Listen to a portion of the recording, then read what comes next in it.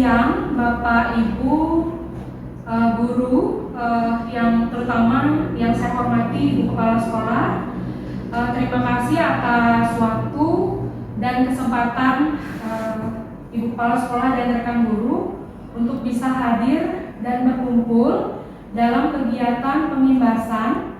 Saya selaku calon guru penggerak Angkatan 7 Kabupaten Badung yang pada hari ini akan berbagi praktik apa yang sudah saya laksanakan dalam modul budaya positif. Pertama-tama, saya akan mengaturkan panganjali umat, Om Swastiastu, salam sejahtera untuk kita semua, Shalom Namo Buddhaya, semoga selalu dalam keadaan sehat. Baik, pertama-tama saya mohon kepada Ibu Kepala Sekolah untuk berkenan memberikan arahan terkait kegiatan diseminasi CGP Angkatan 7 yang akan kami laksanakan pada siang hari ini. Untuk itu waktu disilakan. Terima kasih. Selamat siang Bapak Ibu semua. Sebelum memberikan sedikit pengarahan, izinkan saya untuk mengucapkan panganjali umat Om Swastiastu. Assalamualaikum warahmatullahi wabarakatuh. Salam sejahtera untuk kita semua. Pertama, saya ucapkan selamat dulu buat Bu Ayu dan beberapa teman guru yang sudah lulus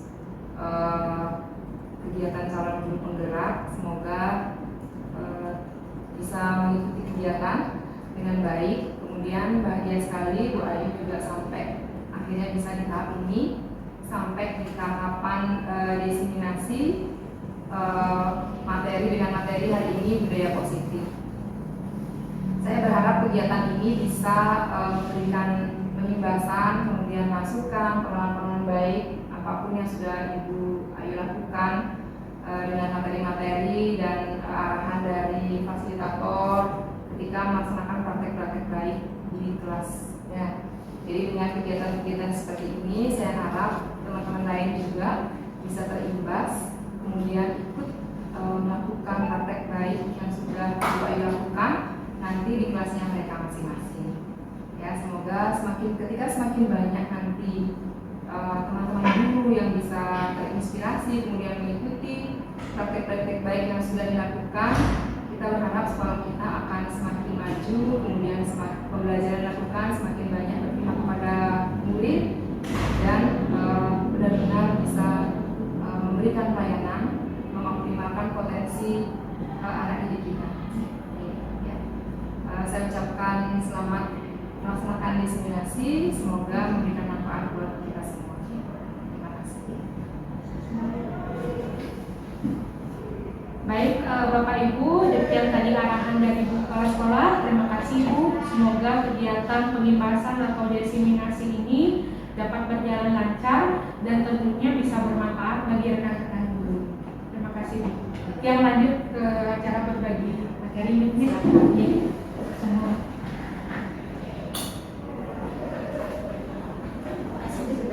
Ya, sudah. Bapak Ibu jangan tegang. Terima kasih atas waktunya. Saya sangat senang begitu. Bu Tasya silakan di sini Bu, biar terlihat oleh. Maaf ya. Terima kasih atas waktunya. Baik, pada siang hari ini senang sekali saya Ayu Putu Dewi Lari Sukanti akan berbagi apa sih sebenarnya yang sudah saya lakukan sebagai calon guru penggerak Angkatan 7 di Kabupaten Badung ini. Terkait dengan modul 1.4 yang saya akan lakukan adalah pembahasan tentang budaya positif. Saya yakin Bapak Ibu pasti ketika mendengar budaya positif pasti ada hal-hal yang sebenarnya sudah terbiasa yang kita lakukan. Mungkin sebelum saya lanjut, saya ingin tahu apa sih yang terpikirkan atau terlintas dalam benak Bapak Ibu guru tentang budaya positif. Santai saja, kita saling tukar pikiran, bukan berarti saya belajar tentang ini saya paham, artinya menguasai, itu kita sama-sama guru. Saya berharap kita bisa saling berbagi. Ada yang mau berbagi? Komunikasi. Kenapa Pak? Komunikasi. Oh ya, budaya positif, poin dari sebuah komunikasi atau kata kunci budaya positif itu adalah komunikasi. Apalagi Bapak Ibu? Ya, baik. Perilaku baik, keren. Apalagi kira-kira? Disiplin. Sopan santun. Sopan santun. Ada lagi? Wah, luar biasa ya. Satu kata budaya, dua kata budaya positif tentu memiliki makna yang cukup luas. Begitu.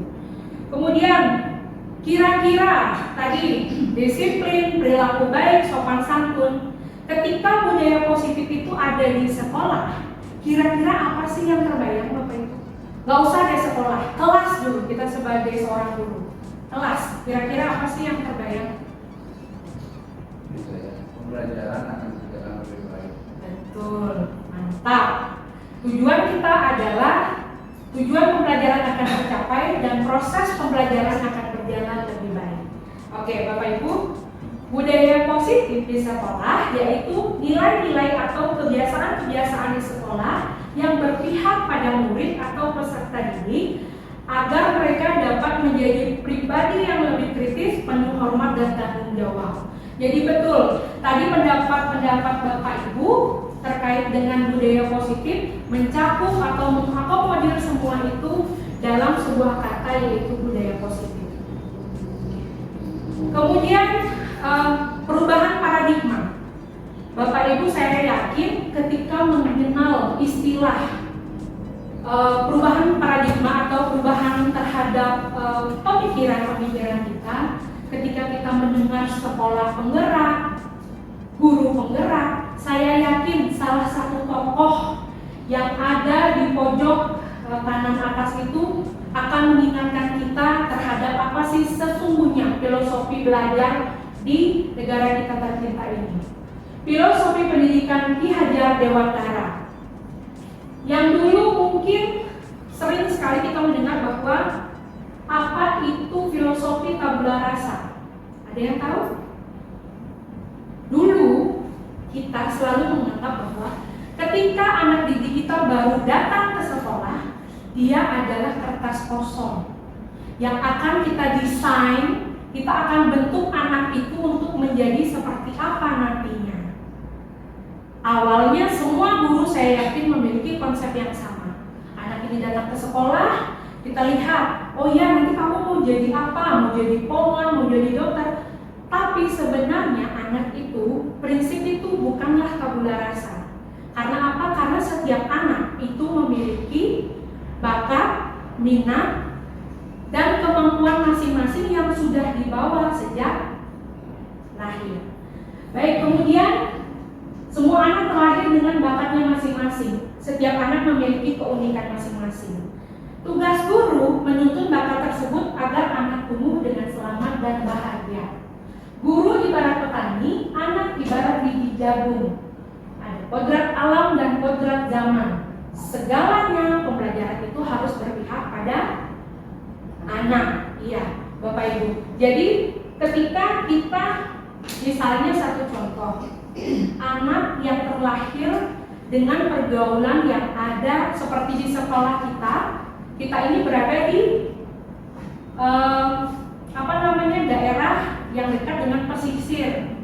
Jadi anak-anak terbiasa melihat aktivitas nelayan, kemudian bagaimana aktivitas di laut.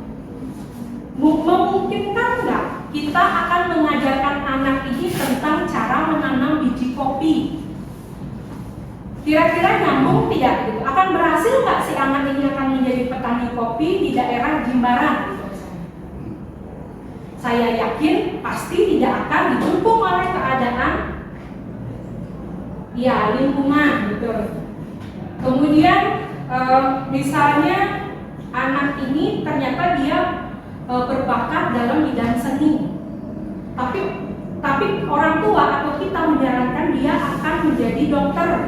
Saya rasa ini tidak akan bertemu dengan baik atau tidak akan berhasil dengan baik, karena apapun sesungguhnya segala sesuatu akan berhasil jika kita bisa mengakomodasi kemampuan, minat, dan bakat anak kita sendiri. Baik, Bapak Ibu jangan tegang. Jangan tegang, jangan terlalu serius. Nanti di pertengahan kalau ada hal yang sepertinya kurang pas, bisa untuk bertanya. Nah, kalau misalnya sampai di situ dulu nih, sampai di budaya positif. Dan di awal-awal perubahan paradigma, biar tidak tegang seperti sekarang gitu. Saya takut nanti lama-lama Bapak Ibu jadi stres gitu, ada diseminasi. Bagaimana kalau kita main kuis dulu nih ya. Jadi saya ingin tahu kemampuan awal Bapak Ibu ketika mendengar ketika mendengar kata atau materi tentang budaya positif. Baik, mungkin bisa digunakan gawainya. Kita akan mulai bermain.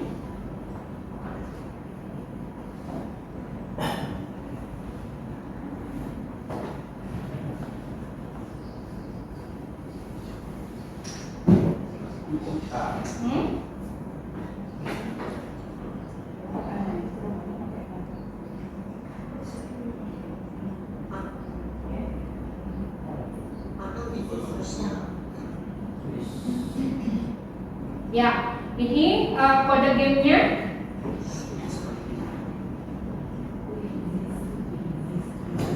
Tenang, cuma ada 5 soal saja. Adakah ada yang bergabung? Oke.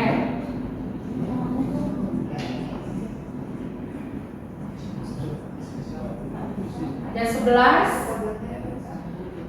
1957.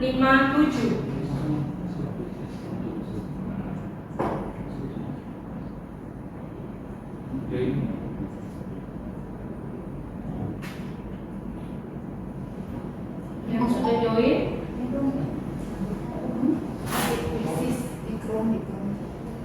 Ya, Bu Tasya sudah join. Kemudian Bu Septiari, Bu Mangari. Ininya 1957.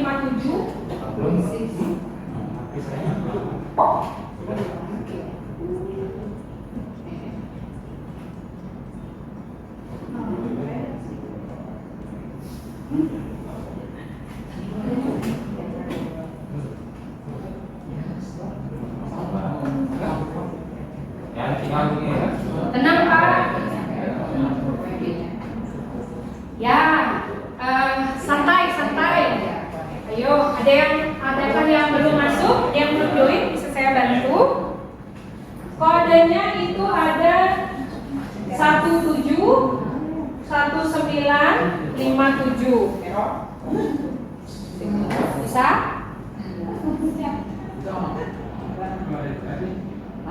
Internetnya pakai WiFi-TU.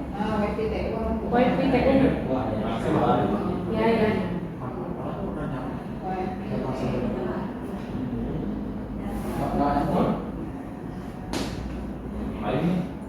Darurat. Oke. Belum. Masih 8. 171957. Saya belum ya.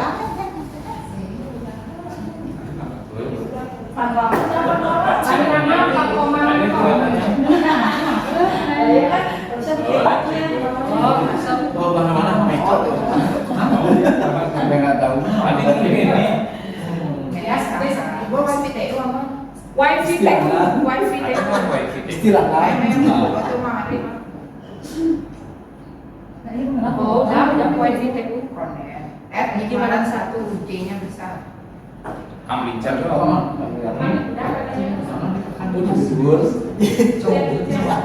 Ada hujan salju. Jualan satu.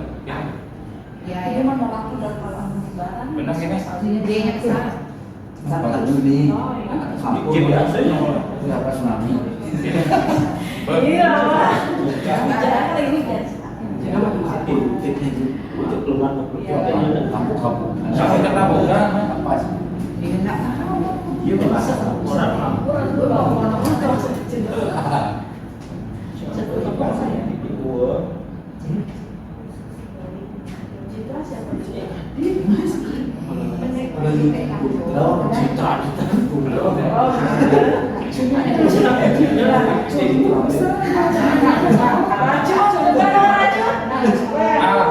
Apa yang namanya racunnya? Yang racun terus dia Nggak tahu. aku kira racun kenapa? Ini kayaknya Kasih marah ayah apa? Disuruh bilang gitu. Bapak itu jalannya gimana? 17. Ada akumulasi satu. 17 ada di bawah. Di bawah itu mana? 17, 19, 50. Enggak terakhir misalnya berapa piala? buat aku udah mau habis ya.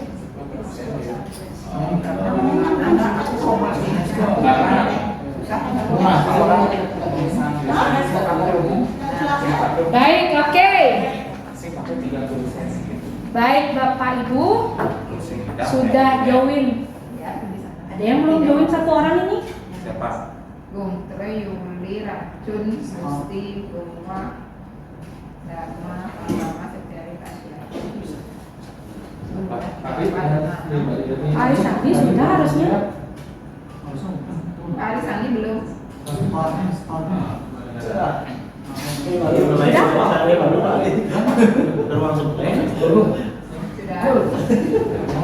Aku masih nunggu. Tadi saya ada bagi kayak apa Racun. Pak Ian racun? Mawar berduri nih. Pak Ian racun? Racun. Oh, udah, oke, sudah. Baik, sudah 11. Baik, kita mulai ya. Oh ini mungkin orangnya video. Ini terbang. Oke, hanya 5 soal saja. Beda dong. Sebenarnya beda.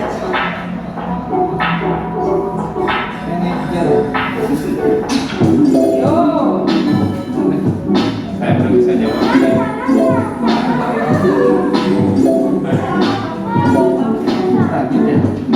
Jangan salah dari dia. Kayak before and after gitu ya. Nggak gitu.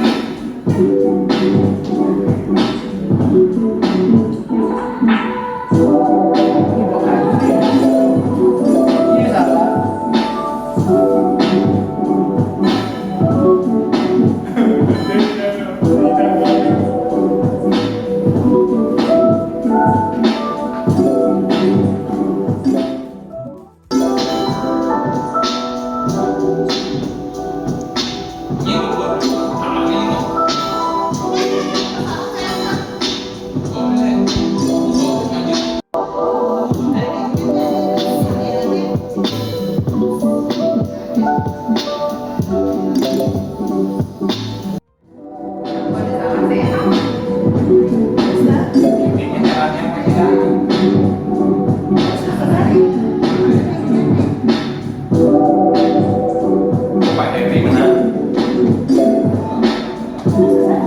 Karena dia lagi kusut before and after kan. Ini luar biasa.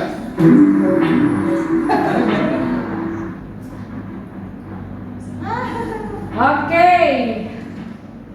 Saya akhiri ya. Ya. Dan Menangnya.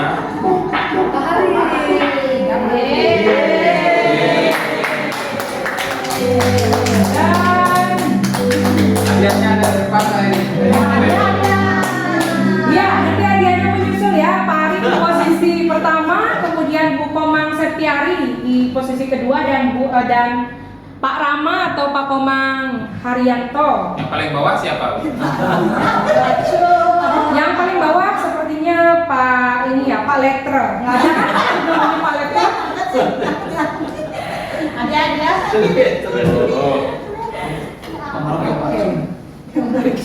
Baik, Bapak Ibu, itu tadi adalah sekedar hanya untuk mengetahui sejauh mana sih pemahaman Bapak Ibu tentang baik Bapak Ibu, baik tadi itu adalah semacam pretest. Jadi saya ingin mengetahui pengetahuan awal Bapak Ibu terkait dengan materi atau tentang budaya positif.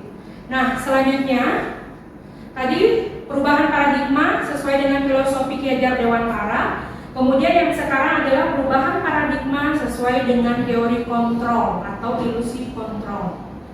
Nah, berikut paparan Dr. William Glasser dalam kontrol teori untuk meluruskan miskonsepsi tentang kontrol. Ilusi guru mengontrol murid, ilusi bahwa kritik dan membuat orang merasa bersalah dapat menguatkan karakter, ilusi bahwa penguatan positif efektif dan bermanfaat, dan ilusi bahwa orang dewasa memiliki hak untuk memaksa. Nah, inilah perubahan paradigma stimulus respon ke teori kontrol. Bisakah kita mengontrol seseorang? Kalau dalam stimulus respon, kita mencoba mengubah orang agar berpandangan sama dengan kita. Mengubah seseorang agar berpandangan yang sama dengan kita. Sedangkan teori kontrol, kita berusaha memahami pandangan orang lain tentang dunia. Kira-kira paham? Selanjutnya, perilaku buruk dilihat sebagai suatu kesalahan. Setiap anak didik kita melakukan hal yang buruk itu salah. Namun, dalam teori kontrol, semua perilaku itu pasti memiliki tujuan. Setiap anak melakukan kesalahan, jangan langsung dibantai bahwa salah, kamu tidak boleh begitu. Tapi kita harus tahu apa yang menyebabkan anak itu melakukan perilaku seperti itu. Kemudian orang lain bisa mengontrol saya. Hanya Anda atau hanya saya yang bisa mengontrol diri saya. Kemudian saya bisa mengontrol orang lain. Anda tidak bisa mengontrol orang lain. Kemudian pemaksaan ada pada saat bujukan yang gagal.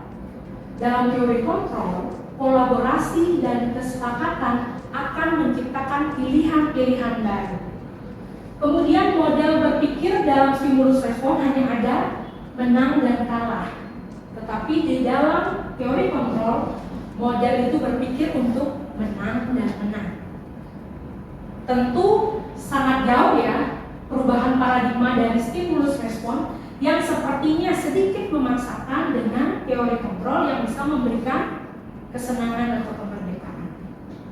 Selanjutnya, apa itu makna disiplin? Kira-kira dari Bapak Ibu, menurut Bapak Ibu, disiplin itu apa sih? Disiplin itu kira-kira apa? Ikut aturan. Ikut aturan, taat aturan, apalagi tepat waktu bisa jadi. Ya, tepat waktu datang ke sekolah. Saya yakin Bapak Ibu pasti disiplin. Karena apa? Karena berhubungan dengan kehadiran.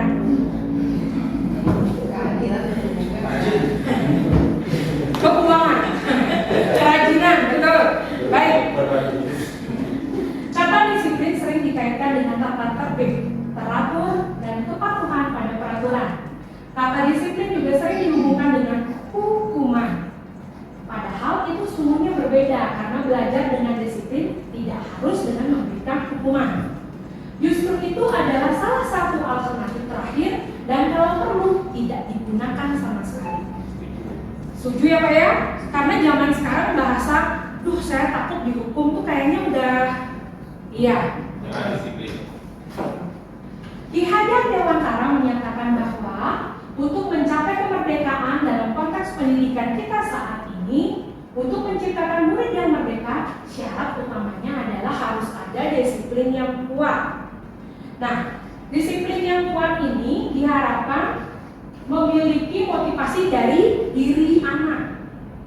Kemudian, jika tidak memiliki motivasi internal, maka tidak memerlukan pihak lain untuk mendisiplinkan kita. Jadi sebaiknya anak itu tahu bahwa dia harus tepat waktu itu berasal dari dalam diri, bukan karena ancaman kalau jika dia terlambat dia akan dihukum, atau jika terlambat dia akan ditunggu Pak Tuk Darmawan di pintu. Itu kan ciri khas ya, biasanya ya ditunggu di depan gerbang kelas gitu.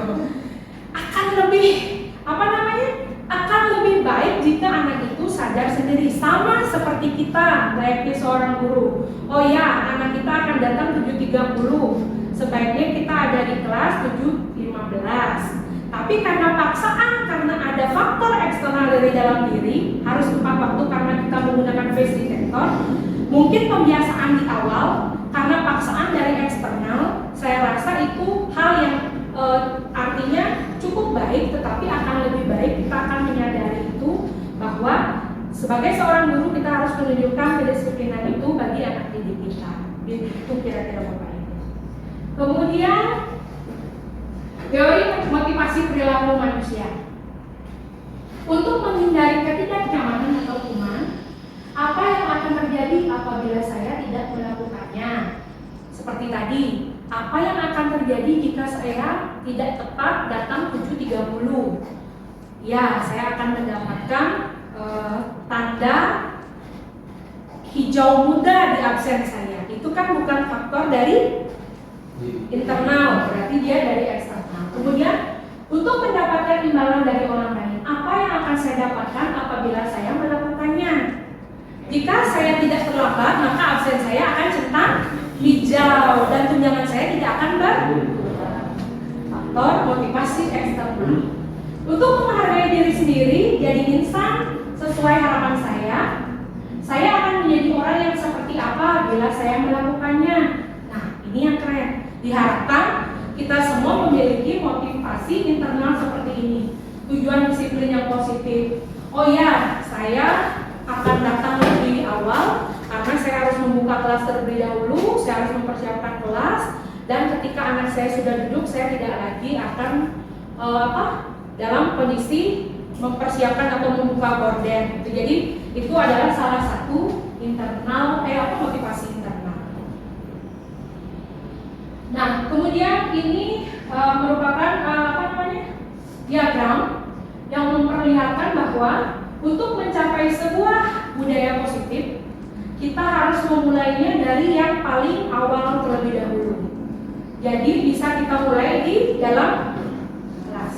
Karena tidak mungkin ujung-ujung kita tiba-tiba, mari kita akan melakukan budaya positif di sekolah, gitu kan Bapak Ibu? Terlalu luas. Jadi bisa kita mulai dari peraturan kelas.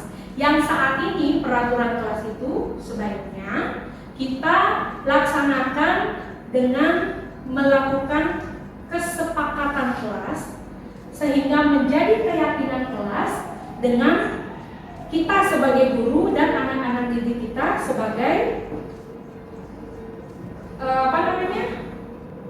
anggota dalam kelas tersebut. Kemudian setelah kita menyepakati kesepakatan kelas, adanya keyakinan kelas tersebut akan membuat lingkungan kita atau lingkungan sekolah kita bisa menjadi lingkungan yang positif sehingga bisa mengantarkan sekolah kita dapat memiliki budaya positif secara lebih luas.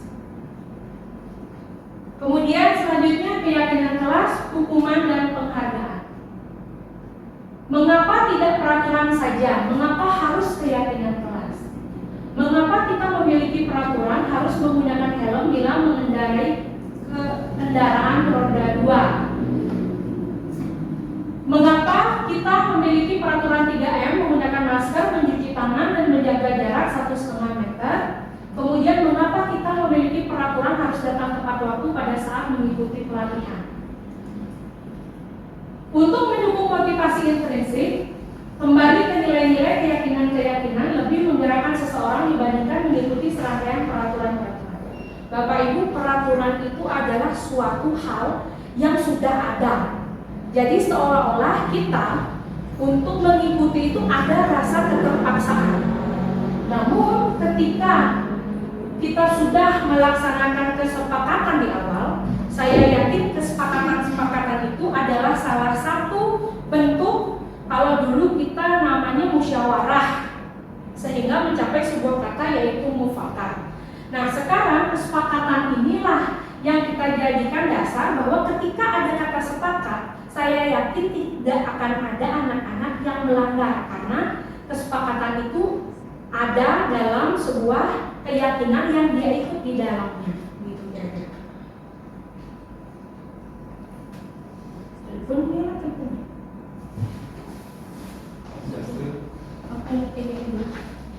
Kelas adalah nilai-nilai kebajikan atau prinsip-prinsip universal yang disepakati bersama secara universal lepas dari latar belakang suku, negara, bahasa maupun agama. Menurut Gossen di tahun 1998, suatu keyakinan akan lebih memotivasi seseorang dari dalam atau intrinsik dan seseorang akan lebih bersemangat untuk menjalankan keyakinannya daripada hanya sekedar mengikuti serangkaian peraturan. Bapak Ibu, seperti yang tadi saya katakan, akan lebih maksimal jika dorongan atau motivasi itu berasal dari dalam diri dibandingkan dengan ada alasan atau faktor dari eksternal. Pembentukan keyakinan kelas. Keyakinan kelas bersifat abstrak daripada peraturan yang lebih rinci dan konkret. Keyakinan kelas berupa pernyataan-pernyataan yang universal. Pernyataan keyakinan kelas senantiasa dibuat dalam bentuk positif. Keyakinan kelas hendaknya tidak perlu banyak sehingga mudah diingat dan dipahami. Semua warga kelas sebaiknya ikut berkontribusi dalam membuat kegiatan kelas lewat curah pendapat. Yang terakhir, bersedia meninjau kembali keyakinan kelas dari waktu ke waktu. Oke. Peraturan selalu kembalikan buku pada tempatnya. Keyakinan kelas adalah mengajarkan anak untuk bisa bertanggung jawab. Dilarang menghormati orang lain. Dilarang mengganggu orang lain, maaf. Dilarang mengganggu orang lain. Keyakinan kelasnya menghormati orang lain dan diri sendiri. Hadir di sekolah 15 menit sebelum pembelajaran dimulai. Sepertinya peraturan ini masih ya di kita ya. Kemudian keyakinan kelasnya menghormati orang lain atau berkomitmen pada tujuan berkomitmen atau kesepakatan. Dilarang melakukan kekerasan. Keyakinan kelasnya atau kebajikan yang dituju adalah keselamatan dan menghormati orang lain. Dilarang menggunakan narkoba. Itu kebajikan yang dituju adalah kesehatan.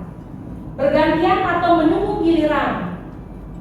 Itu kebajikan yang dituju adalah menghormati orang lain dan kesabaran. Nah ini juga melatih saya ya, karena Ilham setiap hari ya, yang sabar ya Bu, gitu setiap pagi itu dikaitkan ya, ketika ada suara-suara yang agak meninggi gitu, yang sabar ya Bu, yang sabar. Selalu diingatkan Ilham. Kemudian selanjutnya gunakan masker. Kebajikan yang dituju adalah kesehatan dan keselamatan. Kemudian jangan berlari di kelas atau koridor karena kebajikan yang dituju keselamatan atau keamanan ketika ada anak-anak yang lain duduk-duduk misalnya di tempat itu. Baik Bapak Ibu, ini adalah contoh penerapan membuat keyakinan kelas yang saya lakukan di kelas 1 dan 2 SD yang digabung di kelasnya Bu Mina Jiro. Baik, saya akan men-share videonya.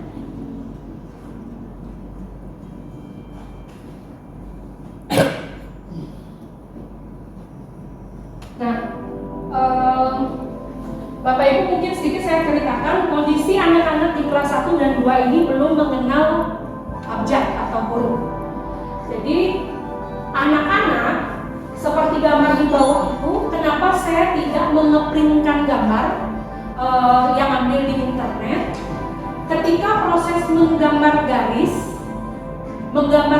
ini ada sebuah keyakinan saya secara pribadi, anak-anak akan lebih paham arti dari gambar tersebut ketika dia sepakat. Jadi contoh, mungkin saya bisa stop dulu.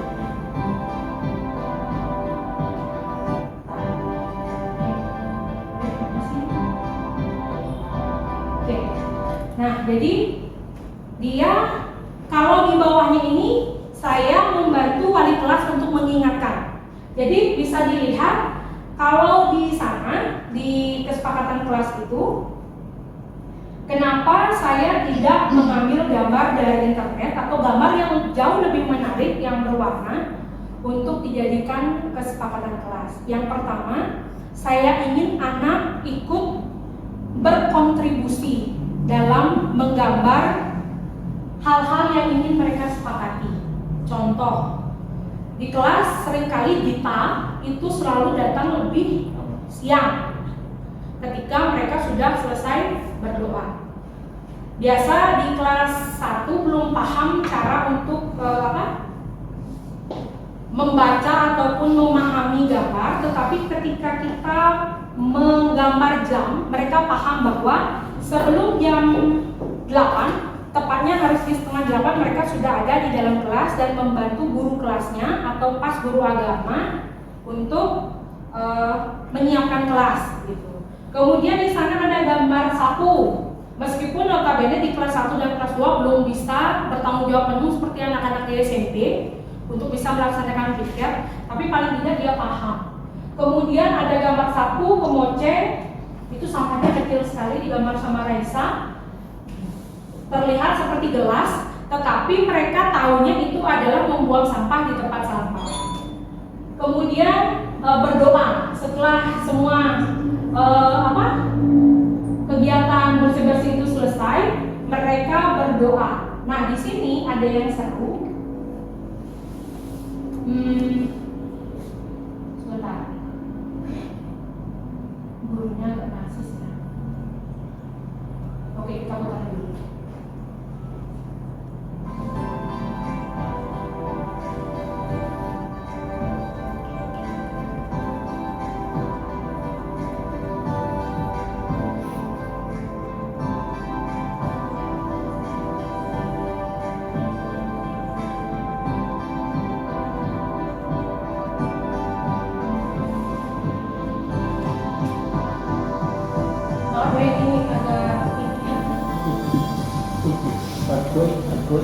Udah gempa ya. Ya. Ya. Nah, jadi di sini ada gambar 2 orang anak berbicara. Nah, ini sering sekali terjadi. Jadi ketika misalnya salah satu dari anak tersebut ngobrol gitu, pasti tahu kan ciri-ciri anak tunarungu. Jadi suka cari perhatian kita dengan cara dia mengatakan ribut, misalnya seperti itu, ribut, jadi ribut lah jadinya semua itu. Tapi ketika di sini ada dua gambar yang dengan kartun cuman gambar garis begitu dengan mulut menganga, itu dilarang di dalam kelas. Jadi sekarang kalau misalnya antara Dita dan Raisa ngobrol, nanti bahasanya tuh dia akan datang ke papan ini bilang dengan ancaman, ya tetap sih gurunya marah. Tapi sebenarnya intinya anak itu ingat ketika mereka ngobrol saat pembelajaran dimulai tidak sesuai dengan kesepakatan yang sudah mereka sepakati. Meskipun terlihat sangat sederhana, namun sampai hari ini sangat membantu, dan itu saya dapat informasi tersebut dari wali kelasnya sendiri, yaitu dari Bu Umi. Dan kemudian ada satu anak laki-laki, dia hobi sekali habis makan itu kayak nyempel, iya, tapi dirapiin, tapi harus masuk ke bawah kolong gitu. Nah, memang rapi sekali, sampai plastiknya bisa masuk, plastik donat bisa masuk, jadi pokoknya semacam kayak bola gitu. Tapi perilaku itu pun tidak baik gitu, sehingga dia paham bahwa sampah yang dia gumpal seperti bola itu tetap dia harus wajib untuk buang di tempat sampah. Ya, apalagi sekarang ada sederhana Bapak Ibu, tapi dengan mengakomodasi kegiatan tersebut, anak-anak sepertinya jauh merasa lebih dekat dengan kita, kemudian juga merasa dihargai pendapat-pendapatnya. Kira-kira Bapak Ibu.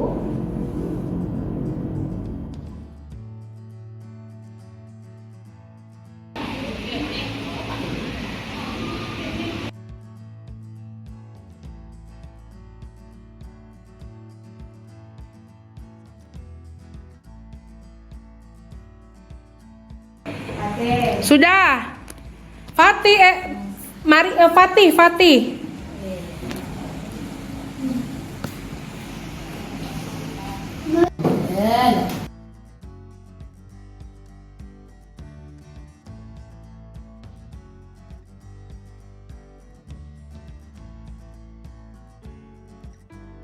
Kita sudah menggambar kesepakatan kelas. Ya, masih ingat kemarin apa? Ini apa? Ini apa? Iya, tidak berbicara. Pintar, Dita. Kemudian kalau ini apa? Kalau ini apa? Kalau ini apa? Lihat. Ini apa? Ini apa? Lihat apa? Apa? Tidak boleh Tidak boleh, Pak. makan, minum di kelas. Tidak boleh. Makan minum di luar. Ya.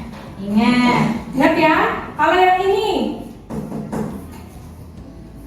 istirahat jam berapa? 9.30. Masih ingat? Nah, pintar. Ibu guru sudah lihat dan tahu. Ibu guru Umi bilang kalian sudah bisa disiplin ya.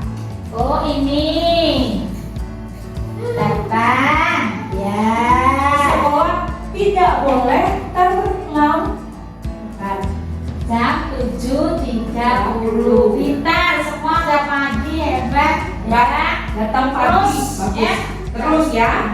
Oke. Sekarang kita akan kumpulkan mana yang merupakan tanggung jawab, yang mana merupakan disiplin, dan yang mana kita menjaga kebersihan. Ya, kita coba ya. Yang pertama, menjaga kebersihan ya. Menjaga kebersihan. Yang kedua, disiplin. Ya. Lihat. Yang kedua, disiplin. Yang ketiga, tanggung jawab.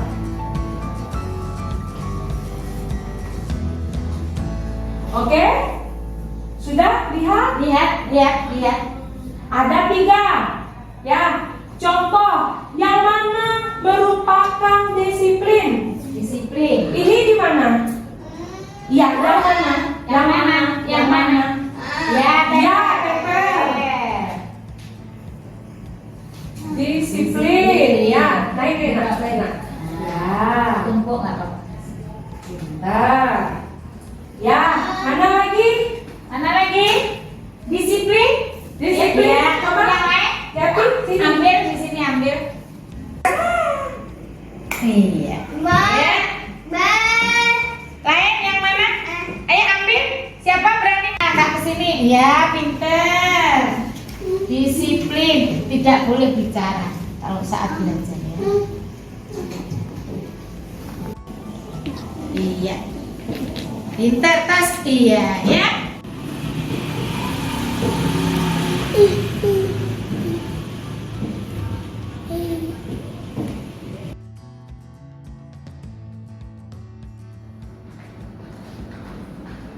Silakan Mas ini. Silakan ini. Baik, selanjutnya yaitu tentang dihukum oleh penghargaan. Pengaruh jangka pendek dan jangka panjang. Penghargaan menghukum, penghargaan mengurangi ketepatan, penghargaan tidak efektif, dan penghargaan merusak hubungan. Jadi kadang-kala kalau kita mengharapkan sesuatu untuk dihargai, secara jangka panjangnya tentu tidak akan baik untuk diri kita sendiri, Bapak Ibu. Jadi misalnya kalau sudah terbiasa gitu, misalnya contoh, ini kegiatan apa ya, diseminasi gitu. nanti dapat uang transport nggak? Itu misalnya gitu kan. Kebetulan tidak, itu jadi agak ya saya kecewa gitu kan. Jadi kecewa. Jadi lama-lama penghargaan itu akan menjadi sebuah hukuman Bapak Ibu. Jadi kita tetap berharap gitu kita bisa merubah paradigma ini bahwa segala sesuatu yang positif itu berasal dari astungkara dalam diri sendiri. Oke, baik. Nah, Bapak Ibu, saatnya kita akan mengetahui apa sih itu yang mana merupakan hukuman dan yang mana merupakan konsekuensi. Oke, ada beberapa kalimat atau tindakan guru dalam tabel ini. Saya ingin tahu gitu, menurut pendapat Bapak Ibu ya, apakah ini termasuk hukuman atau konsekuensi? Pak Agong mencatat 100 kali di dalam buku kalimat, saya tidak akan terlambat lagi karena terlambat ke sekolah. Menurut Pak Agong itu hukuman atau konsekuensi? Hukuman, kalau saya itu semua. Kalau menurut Pak Agong, kalimat nomor 1 adalah hukuman. Ingat ya Pak Agong, nanti kita bahas di tabel selanjutnya. Yang kedua, Pak Komang Haryanto mengelilingi lapangan basket 2 kali karena terlambat hadir di sekolah. Konsekuensi. Oke, Pak Komang ingat ya, nomor 2 konsekuensi. Selanjutnya, Agusti, murid diminta untuk push up 15 kali karena tidak menggunakan masker ke sekolah. Hukuman, oke, catat. Selanjutnya, Pak Ketut mengganti kertas tugas teman yang telah dicoret-coret merupakan hukuman atau konsekuensi? Hukuman, dicatat. Pak Hari Sandi membersihkan tumpahan air di meja tulis karena tersenggol pada saat belajar, termasuk apa? Konsekuensi. Pak Wayan meminta murid tidak mengenakan sepatu seharian di sekolah karena tidak menggunakan sepatu hitam. Hukuman atau konsekuensi? Hukuman. Pak Gong Mahalet lari mengelilingi lapangan basket 2 kali karena terlambat 10 menit untuk pelajaran PGOK, termasuk hukuman. Oke, dicatat ya. Pak Gong tadi hukuman. Kemudian yang kedua konsekuensi. Kemudian push up 15 kali hukuman, mengganti kertas tugas faktor hukuman, membersihkan tumpahan air di meja tersenggol baris konsekuensi, meminta murid tidak menggunakan sepatu seharian di sekolah hukuman, lari mengelilingi lapangan basket 2 kali karena terlambat 10 menit untuk pelajaran PJOK adalah hukuman. Baik, jawabannya adalah adakah yang keliru? Adakah yang keliru? Saya menang. Iya, karena pada saat pembelajaran olahraga, jadi kegiatan lari itu adalah bagian dari pembelajaran, sehingga adalah konsekuensi. Jika dia disuruh mengelilingi lapangan saat pelajaran matematika atau misalnya agama, mungkin itu akan menjadi sebuah hukuman. Masalahnya dia harus pakai sepatu jadi tidak pakai sepatu. Itu hukuman. Iya.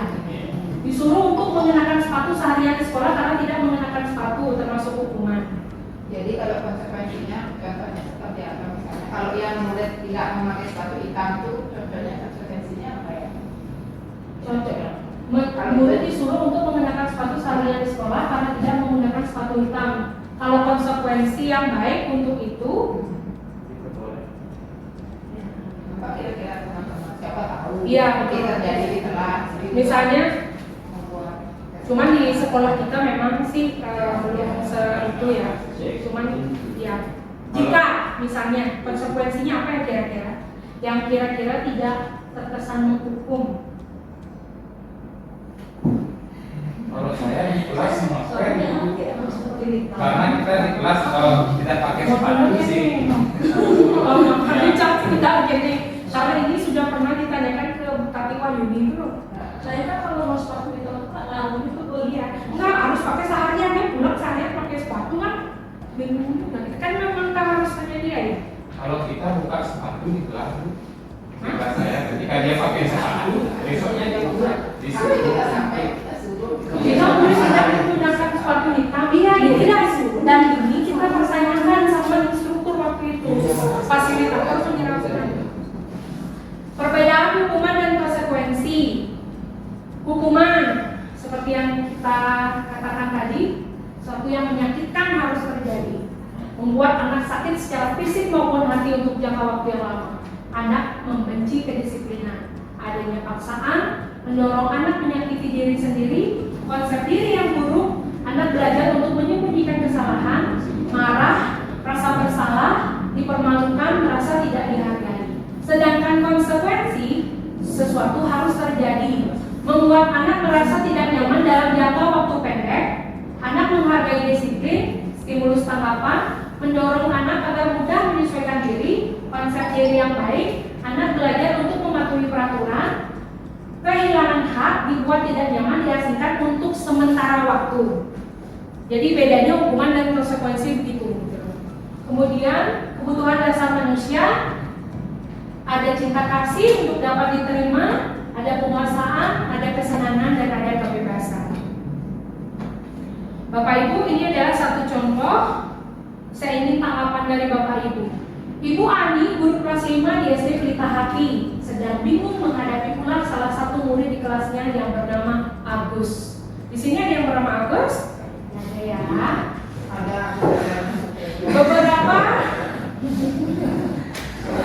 Beberapa anak telah datang dan mengeluhkan Agus yang seringkali meminta bekal makan siang. Nah, mereka dengan paksa. Jika Anda menghadapi situasi seperti Ibu Ani, apa yang Anda lakukan? Menurut Anda, kira-kira apa alasan Agus melakukan hal itu? Kenapa? Tolong jangan menyamakan saya ya. Baik, kita bahas. Dalam konteks penerapan disiplin positif, Ibu Ani sebaiknya mencari tahu alasan Agus melakukan tindakan tersebut agar mengetahui kebutuhan mana yang sedang berusaha Agus penuhi. Kita harus tahu ya, apa artinya, apa yang melatar belakangi tindakan Agus seperti itu.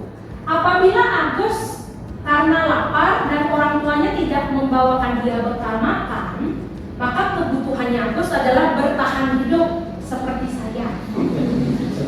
Kemudian apabila Agus senang temannya jadi memperhatikan dia, maka kebutuhan dia adalah cinta kasih, atau dia ini caper gitu ya, cari perhatian dia.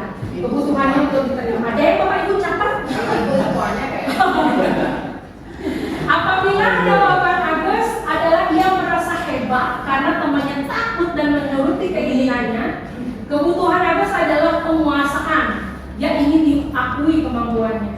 Kemudian apabila Agus merasa bosan dengan bekal yang dibawakan ibunya, maka kebutuhannya adalah kebebasan. Kebutuhan dia bawa nasi goreng, dia pengen nasi begundeng, kan bisa jadi kan?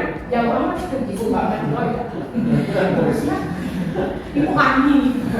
Apabila jawaban Agus karena dia iseng saja, dia menikmati ekspresi wajah temannya yang kesal, maka kebutuhannya adalah kesinambungan. Ya. Ada yang begitu? Ya. Baik, ini kemudian Bapak Ibu dalam kegiatan dalam media positif juga kita juga mengenal 5 posisi kontrol sebagai guru. Ada guru yang berada di posisi penghukum. Adakah Bapak Ibu yang berada di posisi penghukum? Pernah ya? Ya. Kemudian pembuat merasa bersalah. Mungkin saya sering ya. Jadi saya agak melotot sedikit gitu kan. Jadi murid pasti merasa bersalah. Kemudian ada yang memposisikan diri sebagai teman. Sering? Ya, sering Pak Agung itu sering bercanda sama ini. Kemudian ada guru yang sebagai pemantau. Ya, jadi kayak gini misalnya kebuang jatuh. Saya. Dan ada yang sebagai manajer. Menurut Bapak Ibu, di manakah Bapak Ibu berada posisi kontrol saat ini sebagai seorang guru? Penghukum, Pak Wayan penghukum. Teman. Sebagai teman? Membuat merasa bersalah? Semuanya. Gimana kondisi anak?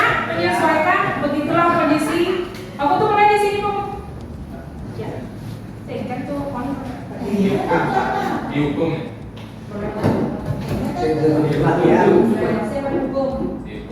Oke.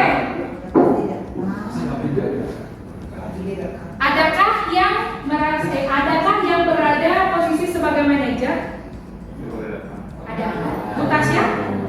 Oh, kadang-kadang ada. Kadang-kadang ada nggak sebagai pembuat rasa bersalah? Pak Ter? Pak itu pasti manajer. Manajer untuk merasa bersalah. Oke. Kemudian selanjutnya tentang itu tadi 5 posisi kontrol Bapak Ibu, nanti saya akan share ada ada video tentang contoh 5 posisi kontrol guru yang dimiliki oleh Mendikbud. Jadi nanti mungkin saya akan share nanti di WA Bapak Ibu masing-masing. Kemudian selanjutnya adalah tentang restitusi. Restitusi adalah proses menciptakan kondisi bagi murid untuk memperbaiki kesalahan mereka sehingga mereka bisa kembali pada kelompok mereka dengan karakter yang lebih kuat. Baik, ini ciri-ciri restitusi. Kemudian ini adalah segitiga restitusi Bapak Ibu. Kadang-kadang kita memang sering sekali terlibat emosi ketika untuk menyelesaikan masalah, sehingga dengan menggunakan segitiga restitusi ini mungkin banyak sekali cara kita untuk mengolah rasa emosi itu untuk bisa menggali, karena saya berkeyakinan bahwa kenapa anak melakukan kesalahan seperti yang saya katakan di awal tadi, pasti ada hal-hal di balik tersebut yang menjadi alasan mereka. Sebagai seorang guru, sebagai posisi kontrol, sebagai manajer, kita wajib untuk mengetahui permasalahan tersebut dengan menyelesaikannya dengan segitiga restitusi. Hal ini saya pernah lakukan dengan murid saya yang bernama Poppy. Anak ini berada di keterampilan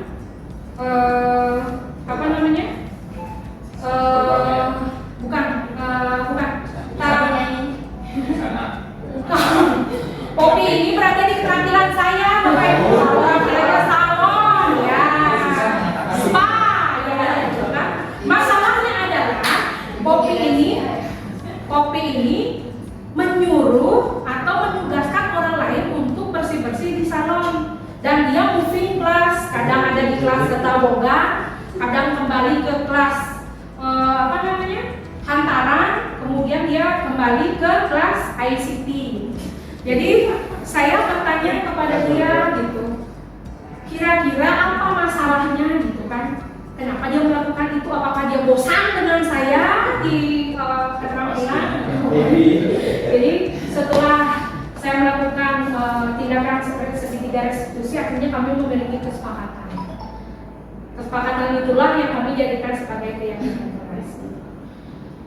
Salah satunya apa itu? Pertanyaan yang baik, Bu Tasya, bagus sekali. Ya, pertama, karena kadang-kala kebetulan anak saya yang ada di tata kecantikan itu hanya 2 orang saja, yaitu Ari Astini dan Poppy.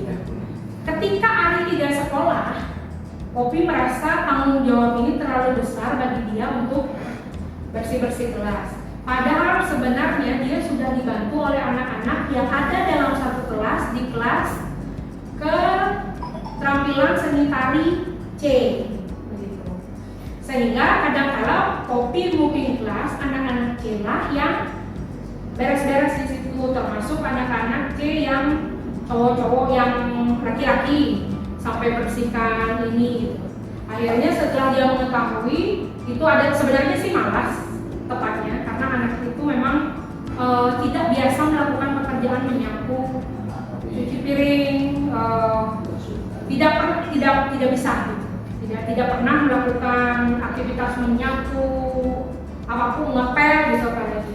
Tapi saya yakin bahwa ini adalah tanggung jawab bersama. Jadi apakah tidak malu melihat teman-teman seperti Tiwi, seperti Dek Siva itu yang mengepel di kelas? Ya, jadi akhirnya setelah itu dia sepakat untuk bersih-bersih bersama. Baik Bapak Ibu, lega ya, itulah 33 slide.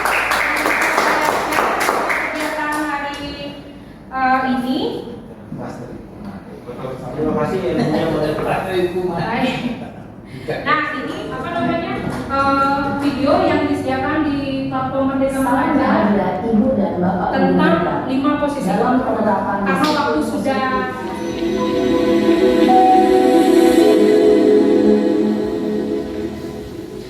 lima posisi kontrol itu adalah: 1. Posisi penghukum, 2. Posisi pembuat merasa bersalah, 3. Posisi teman, 4. Posisi pemantau atau monitor, dan 5. Posisi manajer.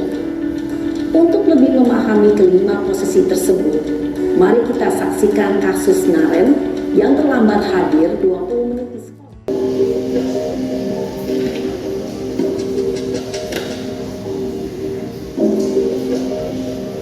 Naren, sini kamu. Selamat pagi, Bu. Selalu terlambat. Kamu deh, pasti terlambat. Maaf, Bu. Saya Apa? Apa coba? Alasan kamu apa lagi? Kapan sih kamu tidak terlambat? Malas sekali ya kamu jadi anak. saya Dasar pemalas. Gak kapok-kapok sih kamu. Sudah berapa kali terlambat? Sana, kamu keliling lapangan basket 2 kali. kenapa saya harus keliling lapangan basket, Bu? Kenapa? Kamu melawan ibu? Berani-beraninya jawab. Sudah terlambat, masih berani jawab pula.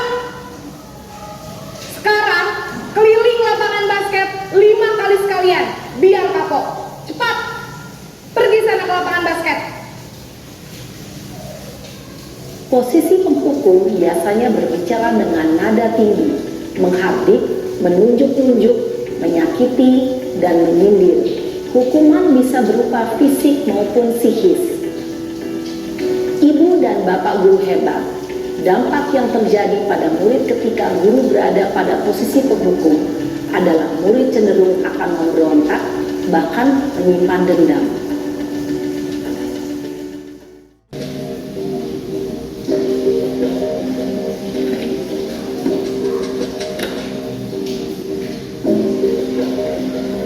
Naren!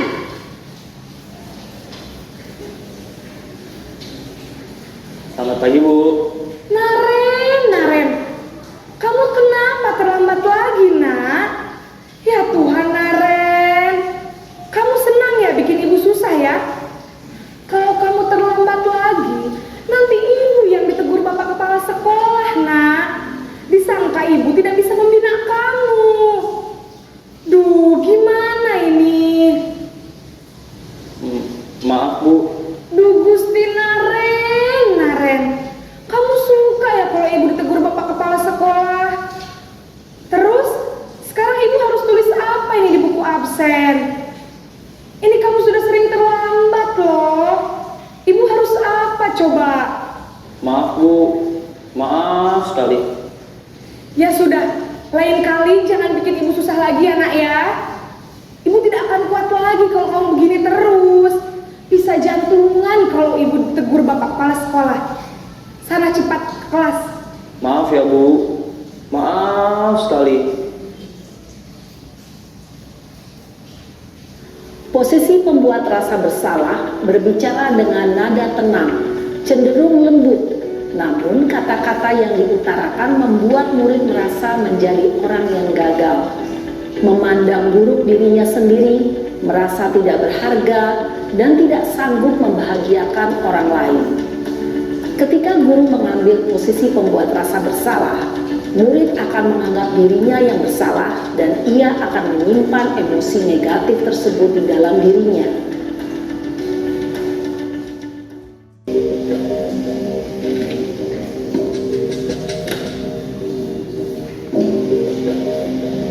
Naren!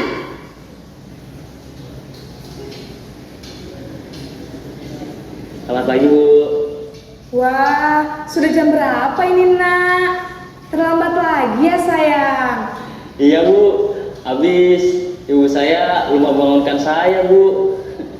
Kamu malah menyalahkan ibu kamu. Kamu bukannya anak yang larinya paling kencang. Kok terlambat sih? Iya Bu, saya memang terlambat bangun tadi. Jadi biarpun saya lari kencang, tetap gak kekejar Bu. Ya sudah sana, nanti lain kali larinya lebih kenceng lagi ya, biar gak terlambat lagi. Bikin seneng ibu, demi ibu, bisa kan? Bisa lah Bu. Ya sudah sana masuk kelas, ibu beresin urusan absen kamu. Kamu ini ada-ada saja. Dalam posisi teman, guru berbicara dengan nada suara ramah, akrab, cenderung bersenda gurau untuk menjaga suasana tetap santai. Murid akan merasa senang, aman, dan akrab dengan guru. Identitas yang tercipta adalah identitas sukses atau berhasil. Namun, perlu diingat, karena ini masih dorongan eksternal, maka ada faktor ketergantungan dari murid kepada orang tertentu. Di sini guru absennya, sehingga di lain waktu murid bisa berperilaku baik, namun hanya kepada orang-orang tertentu saja.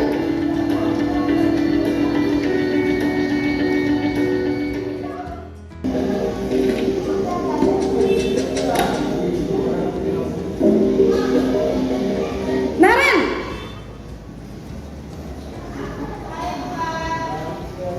Selamat pagi Bu. Naren, apa peraturan sekolah kita tentang jam berapa kita harus masuk sekolah, nak? Kita harus di sekolah jam 7 Bu. Iya betul, sekarang sudah jam 7.20. Naren sudah tahu konsekuensinya jika terlambat hadir. Paham Bu. Saya harus tinggal kelas pas jam istirahat selama 20 menit. Iya benar, konsekuensinya demikian. Jadi nanti jam 9.30 pas istirahat, kamu harus tinggal di kelas, kerjakan tugas tambahan untuk ketertinggalan kamu, ya? Baik Bu.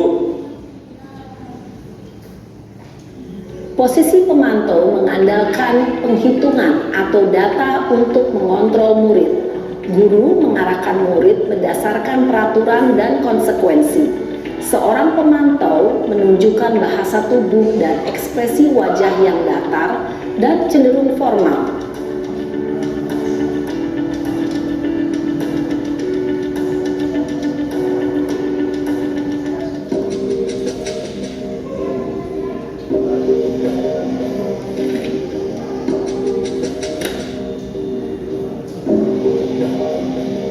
Naren!